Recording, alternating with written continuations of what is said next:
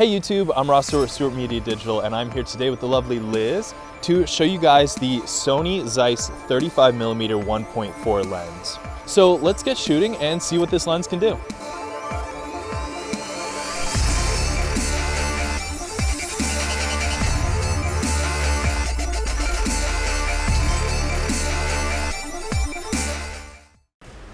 Oh, right there, perfect. Nice. And right there. Do that, I liked you when you started to move, like, kind of act like you're like taking a step with your hands in the pockets or something. Yeah, right there. Love that. Perfect. All right, so for environmental portraits, I really love this lens. The 1.4 aperture gives you really great subject separation, and for a wide angle lens that's kind of hard to get, so you really need those wider apertures like 1.4. Let me get a little bit closer and see what this lens can do in terms of a bit of a tighter framing. It does have a great minimum focus distance, so let's get in tighter and get some more like portrait head style shots. Perfect.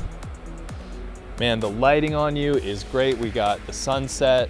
We are in complete shade right now, so we're not getting a ton of highlights and shadows, which is also really nice. Some just really soft lighting, and that is perfect. So we do have the setting sun behind us. It's casting really nice light on her face. The sun is already behind that building, but it's still coming from that direction, hitting her face perfectly. The color rendition coming out of this lens is really nice, capturing those skin tones and the bluer sky behind her. Perfect, right there. Oh yeah, look up off to the side, love that right there. And just to get it out of the way real quick, let's go over the build quality. The build quality is really nice, as you'd expect from a Sony Zeiss team-up. It is all metal. Even the lens hood is mostly metal with just a little bit of rubber. It has a manual aperture ring going from 1.4 to f16 with the option to set it to auto, which allows you to change the aperture on the camera as opposed to using the ring. And it has this click, declick switch, which allows you to declick the aperture, which can be really nice for video shooters. It is rated for weather sealing, but it does not have a rubberized gasket at the bottom, so I wouldn't test that myself.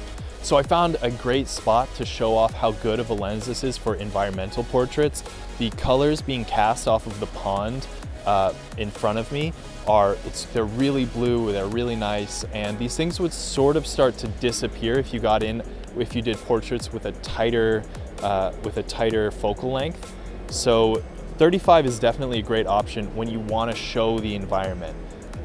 So let's keep snapping away. That's perfect. Turn even more sideways. Yeah, that's perfect. I love that. If that coat was red, you'd be Carmen Sandiego. That's perfect right there. Yeah, that foot, awesome. Okay, I'm gonna go low. Now do sort of a, like kind of open your jacket like you're like, I'm a superhero. Yeah. Nice.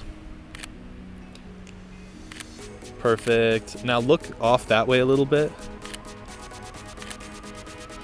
So this really isn't about the lens, but a quick aside, especially when you're doing environmental portraits where you may have a blown out sky. Something I really love about these new Sony cameras, and a lot of cameras are actually doing a really great job at this, the dynamic range is killer. I'm doing something called shooting to the left. So I'm exposing for the sky, which means she's gonna be very underexposed, but in editing, thanks to the great dynamic range from the cameras, I'm able to pull up the shadows so that it balances her out and she looks properly lit and without losing the sky. So that's definitely something to keep in mind when you're doing environmental portraits with wider angle lenses. Exposed to the left. It's okay if your subject is a little bit dark because you can always pull that up, but as soon as the sky goes pure white, you're not getting it back. So we're starting to lose the light a little bit, so let's go over towards the buildings and see if we can get some nice cool lights to test the bokeh. All right, so now it's a little bit darker and we found this hallway with these really nice lights behind us, so let's test out the bokeh. So let me step around here, get Take a few steps back and then step towards me. Perfect, right there. Nice, that's perfect. All right, so these are turning out really nice, but the background is blurry, but we're not quite getting those bokeh balls. So let me get closer to her and get a tighter framing to create more distance between the subject and the background to see if we can get those really nice, soft, out of focus bokeh balls with this lens. So since this is a wide angle, to get close-ups, you do have to invade the person's personal space a little bit. So I am kind of close to her. There we go. Oh, that's perfect right there. I love the colors. And so I'll take a look at these in Lightroom also, but I can tell right away looking at the back of the camera that it, especially around the edges, it does have a lot of the cat eye bokeh. But towards the middle, the bokeh balls are very round, so that's really nice. But it's mostly just blurry. Perfect. So the more distance you create between your subject and the background, the blurrier the background will be at any aperture, but particularly at very wide open apertures like 1.4. So when I get closer to her, you can see the bokeh balls get a lot bigger. So since we found this awesome location, we're also going to use it for an autofocus test. I'm going to have her step really far away and walk towards the camera while using the eye detect autofocus and see how many shots are in focus with her walking towards the camera. So if you could walk basically down to where those, or like that second set of trees. Yeah. Okay, and go ahead. All right, and a little closer, and perfect right there. Awesome. So I think that went really well. That little box stayed on her face and on her eye the whole time. So I think we got a lot of great shots. The autofocus on this lens is really impressive. It is really snappy, and combined with one of the newer Sony bodies like the A7 III, it is very responsive and does a great job tracking your subject.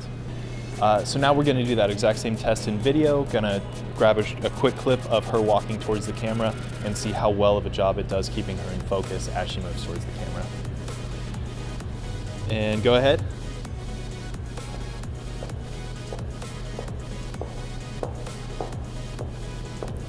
And perfect right there.